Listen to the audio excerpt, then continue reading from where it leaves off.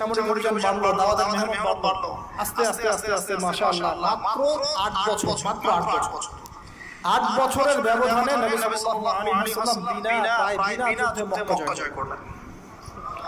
কোন মক্কা? যে মক্কা থেকে আমাদেরকে চলে আসতে হয়েছে এক সময়।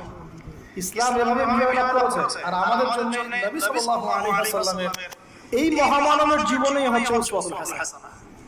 আমাদের জন্য কিন্তু আগেকার মহামানবের উসওয়াতুল হাসানাহ নয়, যাদের কথা আমরা আলোচনা করলাম তাদের থেকে আমরা শিক্ষা নিচ্ছি, কিন্তু আমাদের উসওয়াতুল হাসানাহ হচ্ছেন নবী সাল্লাল্লাহু আলাইহি ওয়াসাল্লাম। তার এই সিরাত, তার এই জীবনী পড়লে আমরা আমাদের ব্যক্তি জীবন, দাওয়াতের জীবন, পারিবারিক জীবন, কখন কি করতে হবে এই পুরো বিষয়টা আমরা খুব ভালো করে আয়ত্ত করতে পারবো। আল্লাহ রাব্বুল আলামিন আমাদের সবাইকে নবী সাল্লাল্লাহু আলাইহি ওয়াসাল্লামের জীবন থেকে শিক্ষা নেওয়ার তৌফিক দান করুন।